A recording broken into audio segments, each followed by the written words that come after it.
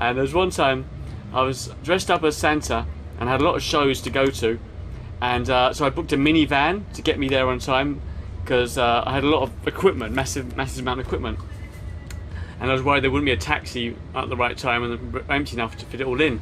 So I go out of my house, I'm waiting for the minivan to turn up, and there's all these totally empty taxis going past, and the time is ticking by and the minivan's not appearing.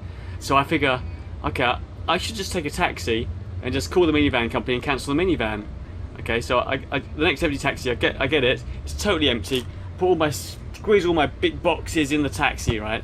I'm dressed up as Santa, and I get in the taxi, and just as we're leaving, the minivan drives up behind us, and I'm like, oh god, the poor guy's driven all the way here. I don't wanna.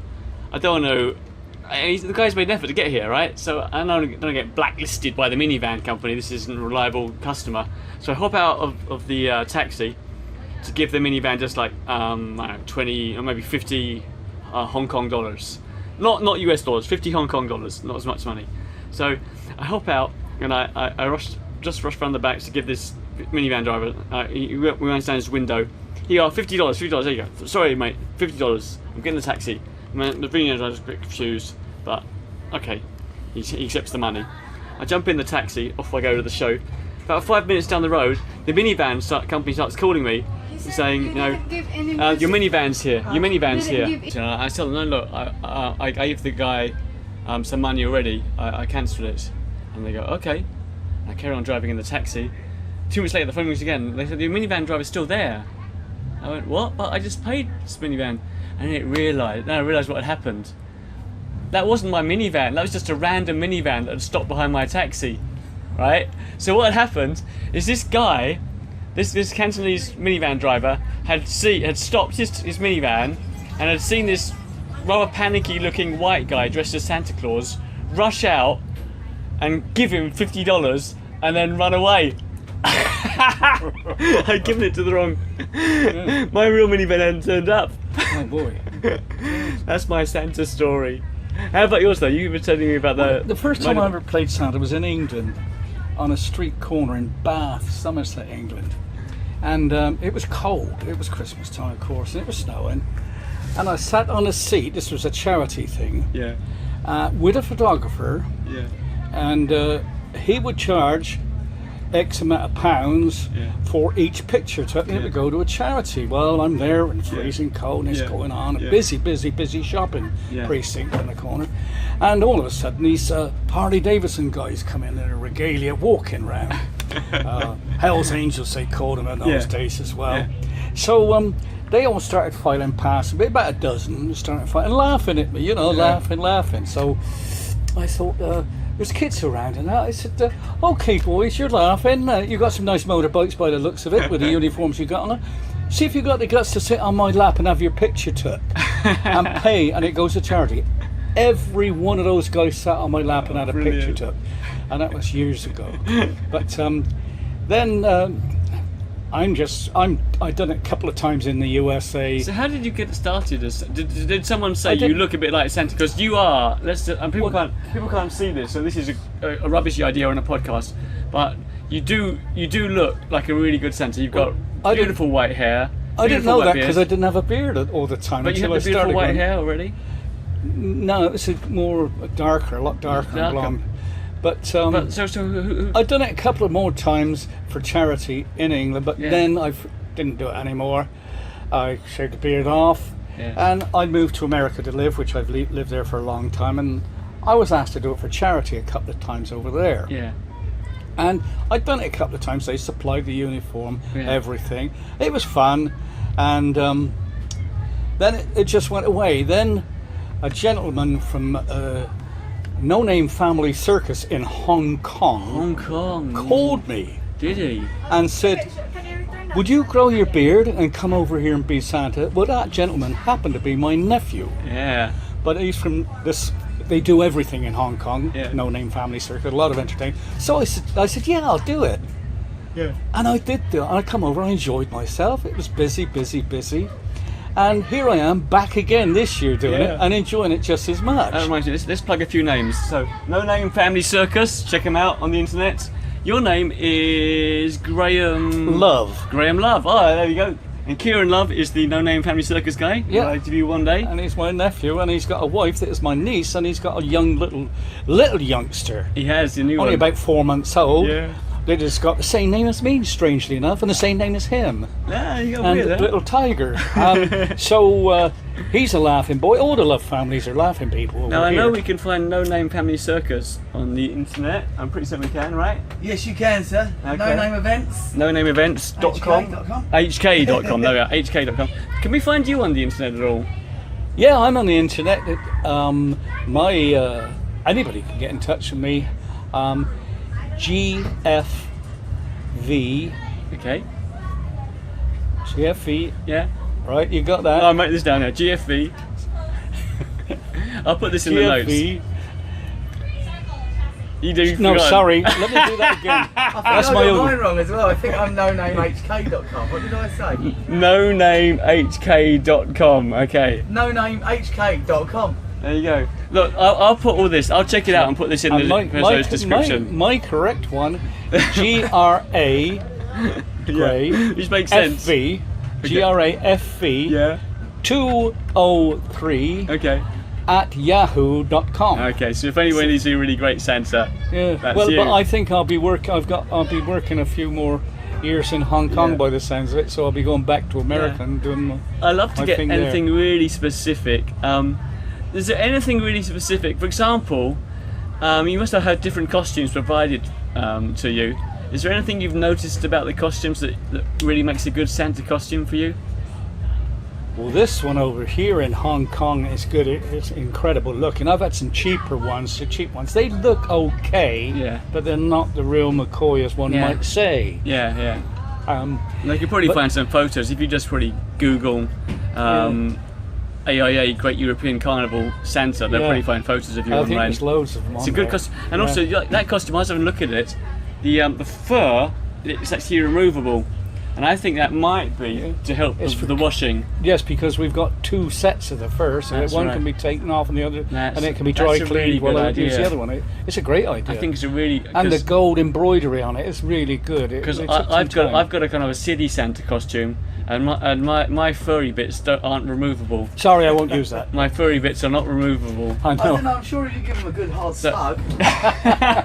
So I think it's a really good idea to have a Santa costume where you can remove the fur and you can wash that separately Yeah, to the yeah, costume. It's a good yeah. idea. Yeah. Are there any It is. other really specific things about the costume or about being Santa? Something that only No, Santa would but know. there's, the Santa, some of the Santa things. Only one little boy, as he come up to sit on my lap to have his picture taken, he called me a phony. He said, "You're a phony," and he was old enough to know the word phony. Yeah. So he sat on my lap, and because he'd seen all the other Santas had false beards, Yes. but mine being real, Yeah. he sat on my lap. I said, "Give it a tug," and he give it one hell of a tug, and he apologised to me because it was real, the beard, and he said, "You're not a phony," and it's quite interesting that. But to see the little kids come up, and there's not very many they're a bit scared of Santa, not many, but there's one little girl. She just saw me and come up and wrapped her arms around me. It was incredible. Yeah. And another girl I remember, her mother was Mrs. Claus here, and we set it up for her to come the next day with her daughter, pretty little girl, Yeah. but she gave me a gift to put in my sack to give to the little girl. Well, the little girl didn't know this. Yeah. So I had a name on it and all. Yeah. So the little girl come up to me the next day, Yeah. and she was all eyes and, "Oh, have I got a gift?" I said, "I don't know. I've got some left in my sack here." And of course I dived into it, and I said, "Well, I've got one for," and I gave out the name, and that was her name, and she was just over the moon. That's a brilliant And story. I said, "You've got to promise to unwrap it in front of me." She was so excited. It was a Barbie doll, a special new one. Yeah. And she was so excited, it was unbelievable. And she wrapped her. They took pictures of me. You couldn't see me. You could just see her with her arms wrapped all around. around me, crossed all over me. But that was a good little experience. But the kids make you Two laugh. things I want to talk about. First of all, I'll ask a general question. As an entertainer creating the magic of being Santa, I guess you have to stay in character and be cheerful the whole time you're in public. Is All that the time, whether you're not feeling too good or not. But Exactly, luckily, I've been feeling good all the time I've been in You Hong seem Kong. like quite a positive guy. Yeah. Yeah, you do seem very positive. It helps, to be feeling good before you go, because you're all actors. Yeah. But you know. Do you have any acting background of any Oh, a kind? little bit. I've been in quite a few movies, and amateur movies, and I've been in the Jack the Ripper movie, a pirate movie, and quite a few. And years ago, back in England, No wonder. 80,000 Suspects, a movie called, and a few others. Okay, so quite a few, and extras, doing a lot of extra work when I was younger. so I think that makes a huge difference. You see some guys, some guys obviously being kind of straight jacketed into being Santa that year, and he's not really into it. But you are full on 100% Santa, aren't you? When you do it. And my family, they were show business, and my nephew, he's showbiz complete, and him and his wife. That guy, the Kieran, guy just Kieran behind Love, the guy who's walking around half naked, complaining he's cold. Put some clothes on, mate. Well, the Beatles What half is naked? The Beatles wrote that song, "All You Need Is Love," and that was just true. Kieran Love, the family name. And the other one I wanted to ask you about, unless there's anything else general you got about being a Santa. Okay, this is what I want. You were saying you've had some drunk customers the other day. Was there one drunk lady who wanted to sit in your lap? There was a lady. Even when he's not in costume, Ben. Oh, I guess I was not in costume, but she sat on me on the boat going across to Lama Island. Really? And she sat on my lap, and she'd had a few drinks. She sat on your lap, and you weren't even dressed as Santa. But she said, "I want you to bring me some presents. I want a steam engine." So you're saying that you look so much like Santa, even when you haven't got the Santa suit on. I'm Santa in civvies. You're Santa in civvies. That this drunk Security woman had to ask him to leave Worldwide House the other day because he caused blockage. No. Yeah. Told him to get out. Well, but you weren't even in your costume. No, I had makeup on. I had rosy cheeks and things. Yeah. Oh god. But this lady, she was a lovely lady. She sat on my lap for 20 minutes all the way over to the island where I stay. I got a little apartment there. And so she sat on the lap, and all she asked me, she was merry, not completely drunk, but she said, "I want you to bring me a steam engine." So I said, "A real steam engine?" "I definitely want, it's got to be a real steam engine." I said, okay. And I said, "And I want a donkey." She said, I said, a real donkey. I said, "So that's a steam engine and a donkey." Well, I can't get those in my sack anyway. Yeah. But she thought I was going to do it, and by the way, I saw her a couple of days after, and she apologised. She apologised. I said, "That was fun. It was fun." I said, "You still want the steam engine? Because we can't get it across on this boat." All right, that's the general stuff. And let's finally talk about the specific stuff. So you are here at the AIA Great European Carnival in Hong Kong for the second year running. Yeah. And what are you? I've seen you out and about all kinds of. What are your jobs? What are your tasks this year? You're just being Santa. And do you I do go a parade, do you do a walk around? A parade, and then we sit at a special designated place for us to have a photo op. But is that designated place a bit out of the way? It's just across the other side. Yeah.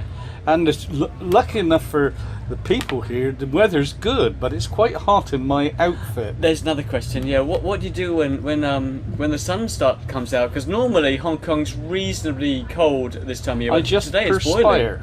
Yeah. So you're gonna be hot today. I tell you, I was out there, and I was wearing a few clothes as possible, and I was still baking hot. Yeah. I think we still go like that's why Kieran's loves naked. You see. Nakedity. Could you please explain I'm not completely naked? It's only a top half naked. Okay, he's only top half naked.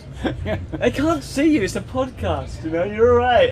Yeah, but the imagination, I'm half naked. Benny's actually fully naked apart from a hat and a smile. That's right. That's it. And a strategically placed flower. I'm sitting on Santa's lap. The nakedity of the carnival, that is. Okay, so how long's your parade for?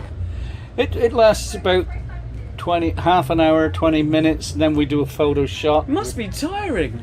It's quite tiring, but it's cheerful all the way around. And it's cheerful with a photo. I've had thousands and thousands of pictures taken. Go online, you're going to find them. Google. Hundreds of thousands, Google probably between last year and this year. Yeah. It's in the maybe hundreds. I had someone of coming up yesterday and with their phone and showing me the photos they'd taken of me last year. Yeah. And here they were again, taking more. Well, So you do the parade, and you do the you've got a little sort of open air grotto. Yeah. With lots of fake snow where people can come and take that photos. looks good too. With the bus, Old London bus. And, It's great. Yeah, I've seen it. Sleigh there. Yeah. And it's Santa throne. Yeah. Well, Graham, love, I'm going to let you get ready. Oh, but also, Costume. I've more got- stuff. Hot tips. I've got Secret. lots and lots of helpers. Oh yes. And my elves all around me, pretty girls all dressed up in red and white. So they help, they add to it, to the whole thing. Yeah. And a couple of snowmen Snowman, yeah. that move around and dance as well. Yeah. And it's a fun thing. I think the snowman might be the hottest guy of all today. I think He's so. going to die in that. Well, he may suit. melt, you never know.